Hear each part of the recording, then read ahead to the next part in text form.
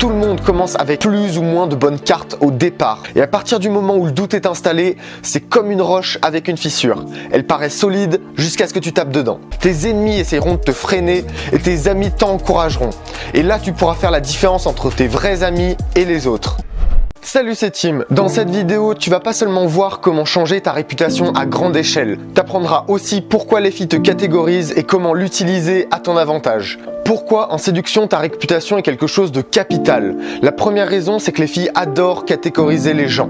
Alors si tu viens aborder une fille qui t'a catégorisé comme loser, je te dis que ça va te demander beaucoup plus d'efforts pour avoir une chance. Parce que quand tu te dragues, en fait c'est ça, tu changes l'image que la fille a de toi. Si ton image est positive, ce sera plus facile d'avoir de l'impact sur ses émotions. Parce qu'on s'ouvre toujours plus envers les gens qu'on apprécie. Ce sera donc plus facile de devenir plus proche, si tu vois ce que je veux dire. Par contre, si elle a une image de toi négative, elle va tout faire pour voir les points négatifs de ton comportement, pour confirmer ce qu'elle croit. Alors pourquoi on met les autres dans des cases? Déjà parce que c'est moins compliqué que d'avoir un avis précis. C'est moins long que d'avoir une véritable opinion des gens. Alors soit tu peux pleurer sur ce fait, soit tu peux l'utiliser pour choper plus rapidement. Maintenant que ça c'est dit, voilà les catégories les plus fréquentes et comment les démonter. Alors en premier, la catégorie égocentrique. Elle s'applique à toi si elle te prend pour un mec qui a une très grande image de toi. Si t'es égoïste en général et que tu te prends pour le centre du monde. Alors c'est à la fois intéressant et ça te réduit uniquement à ça. Donc même si ça te fait gagner des points à première vue, faut pas que ton image se résume à ce que tu penses de toi-même. Ensuite, la catégorie intello ou geek. Celle-là, elle s'applique si elle te prend pour un mec qui passe son temps sur un ordi ou sur des cours ou sur un autre sujet beaucoup trop précis en général. Après ça, la catégorie du loser ou du mec chiant. Alors celle-là, c'est sûrement la pire. Elle te range dans une case du « c'est même pas la peine que j'essaye ». Si tu veux séduire, tu dois absolument en sortir. Alors pas de panique, généralement plus tu commences bas, plus tu pourras t'élever haut. Mais ça je le développerai dans la prochaine vidéo. La catégorie séducteur, celle-là c'est ma préférée. Elle pensera de toi si tu chopes trop rapidement ou maladroitement, ou si t'es sorti avec trop de filles ou simplement que tu dragues sur plusieurs tableaux. Ça m'est déjà arrivé d'être à la fois dans cette case-là et dans la case égocentrique, mais ça s'est bien terminé. Être sur plusieurs tableaux, ça veut simplement dire essayer de se faire plusieurs filles à la fois. Alors tu vois la tête de mes catégories, c'est pas génial. Personne a envie d'avoir ce genre de réputation. Alors qu'est-ce que tu peux faire contre ça? L'attitude que tu dois adopter pour chacune de ces catégories, c'est simplement l'inverse de ce qui représente le mieux ta catégorie. Par exemple, si elle te fait passer pour un intello, fais en sorte de montrer que tu peux avoir de la force physique, que tu es sociable, que tu sais te rapprocher des gens et que tu as d'autres plaisirs que ton portable, ton livre ou ton jeu. Un pseudo-loser devra montrer sa supériorité, ses réussites, sa volonté, son contrôle de lui-même. Un séducteur devra faire semblant qu'il n'est pas un mec facile ou qu'il ne cherche pas des relations rapides.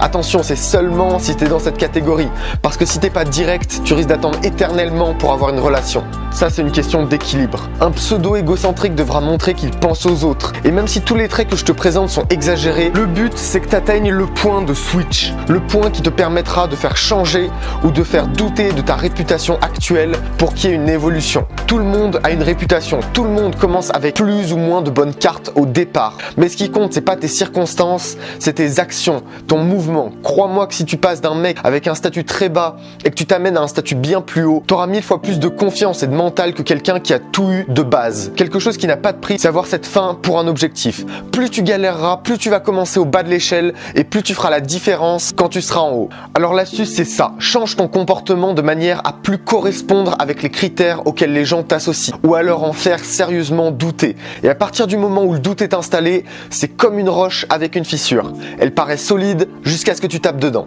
Si tu veux changer radicalement, agis comme celui que tu veux devenir et franchis les catégories une à une jusqu'à avoir celle que tu recherches. Ça peut être mec cool, mec stylé, mec super confiant, mec solide, etc. Cette catégorie doit servir ton objectif profond. Personnellement, mon objectif profond, c'est de m'amuser sans perdre de temps.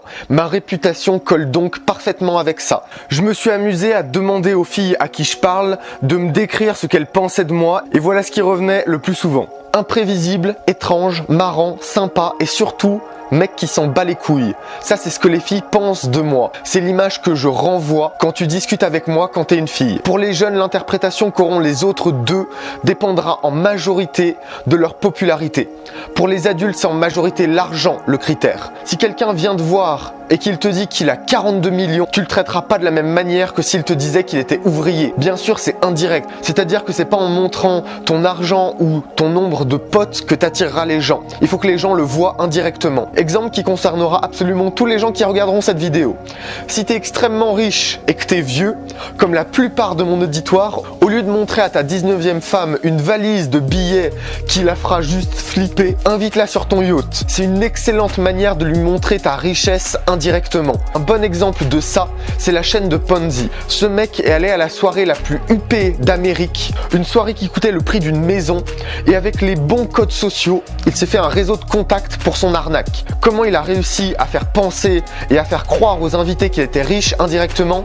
En étant invité à une soirée qui coûtait un bras et en étant très bien habillé. Tout ça parce qu'il avait mis l'argent et en respectant quelques codes sociaux, il est rentré dans la vie de personnes beaucoup plus riches avec une facilité impressionnante. Comme ça, il a eu des contacts et pour son arnaque, il a eu des clients. Dans la réputation, tu as deux échelles, petite et grande. Petite comme quand tu changes de réputation aux yeux de quelques personnes, un groupe ou d'une amie par exemple.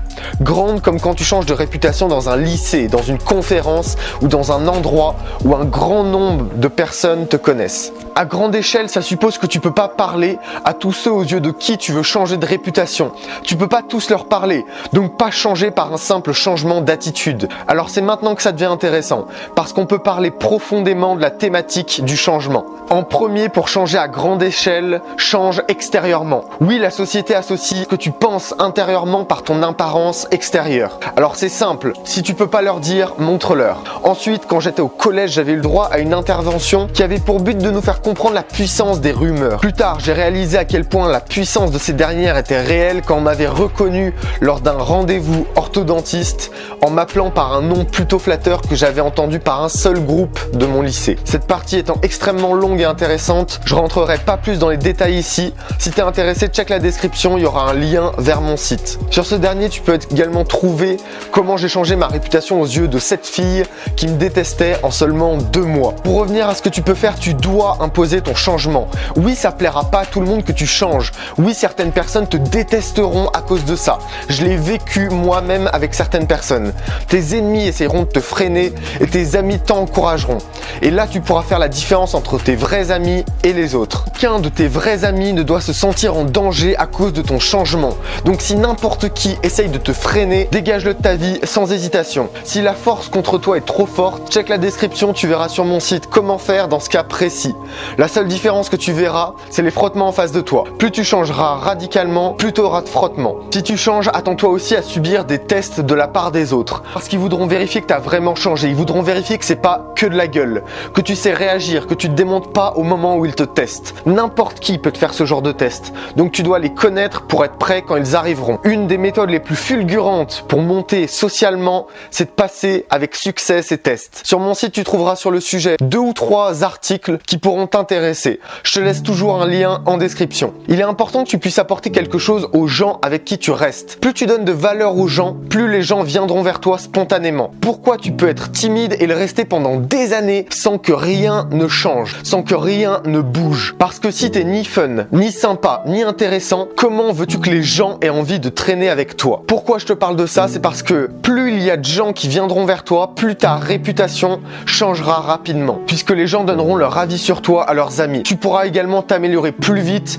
parce que tu vas traîner avec plus de monde, donc ça te fera plus d'automatisme dans les relations que tu as. En dernier, tu dois être capable de t'adapter aux personnes à qui tu parles. Tu dois pas avoir de confrontation directe avec ceux qui sont contre ou neutres à ton changement. Quand je te parle de confrontation directe, je veux dire que c'est pas ta réputation contre celle du mec en face. Si tu parles dans un groupe, coupe pas la parole à un mec qui a une plus grande réputation que toi. Sinon, ça ruinera tes efforts. Et tu changeras juste les regards que les gens ont de toi en connard, soit en victime. Alors pendant que tu changes, pendant que ton évolution est en marche, pas de confrontation directe avec ceux qui ont une meilleure réputation que toi. Si ces conseils t'ont aidé, le meilleur moyen de me rendre service, c'est de partager avec le plus de gens possible cette vidéo. Prendre 10 secondes pour en parler à un ami, peut vraiment avoir un impact énorme, ce qui m'encouragerait à produire plus de contenu de toujours meilleure qualité. C'est la fin de cette vidéo, je te souhaite une excellente soirée et profite bien de mes conseils.